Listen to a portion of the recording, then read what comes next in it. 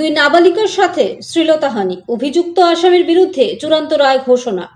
ঘটনা সম্পর্কে জানা যায়, 2023 ইংরেজির 1 ডিসেম্বর কাঞ্চনপুর মহকুমার দশদার হেলেনপুর গ্রামের এক বাড়িতে রাত 11টা 30 মিনিট নাগাদ ডেভিড রিয়াং নামে এক যুবক ঘরে প্রবেশ করে ওই ঘরে সে সময় দুই নাবালিকা কন্যা সহ তাদের দিদিমা ছিলেন।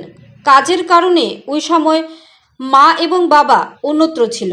নাবালিকা কন্যার দিদিমা অন্ধ থাকার কারণে এবং মা বাবার অনুপস্থিতিতে ওই দুই নাবালিকাকে শ্লীলতাহানি করে ডেভিড নামের যুবক পাশাপাশি খারাপ কাজেও লিপ্ত হয়েছিল। সে বিষয়ে পরের দিন কাঞ্চনপুর থানায় লিখিত মামলাও করা হয়, যার নাম্বার ছিল 2023-এর 51 নম্বর।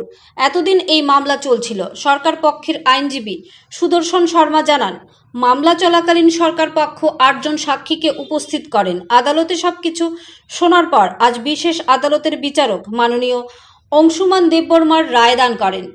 মোট 3টি ধারায় রায় ঘোষণা করা হয়।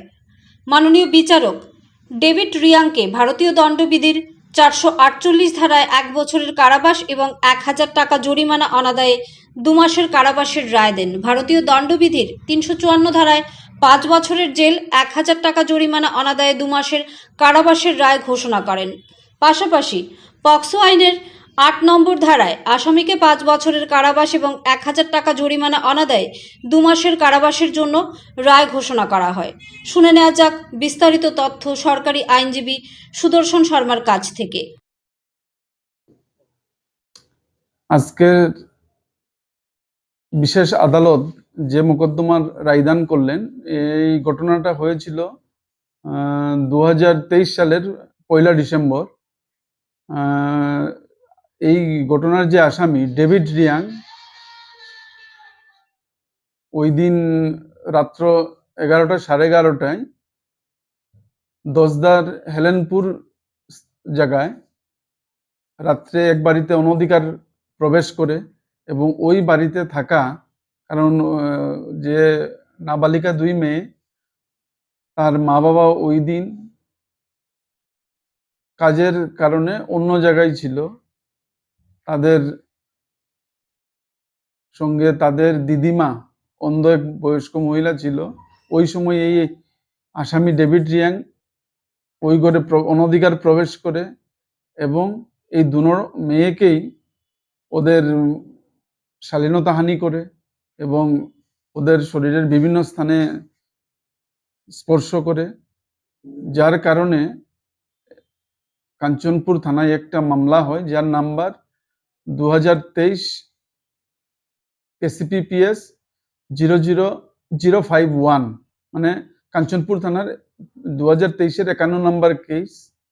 এবং এই মোকদ্দমার আয়ও ছিলেন রাজেশ দাস। উনি 1 সপ্তাহের মধ্যেই, মামলা হওয়ার 1 সপ্তাহের মধ্যেই ধর্মনগর বিশেষ আদালতে চার্জশিট দাখিল করেন 6 তারিখ। এবং আমরা সরকার পক্ষ মামলা চলাকালীন এই মোকদ্দমায় 8 জন সাক্ষীকে উপস্থিত করি এবং সবকিছু শোনার পর আজকে বিশেষ আদালতের বিচারক মাননীয়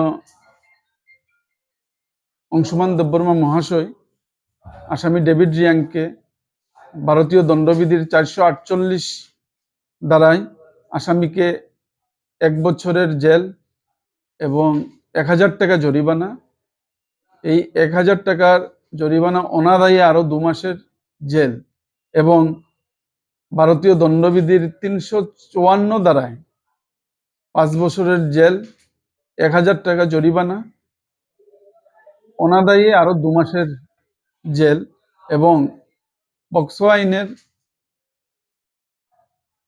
8 ধারায় আসামিকে 5 বছরের জেল, 1000 টাকা জরিমানা অনাদায়ে 2 মাসের জেল। এই হচ্ছে এই মোকদ্দমার পরিণাম।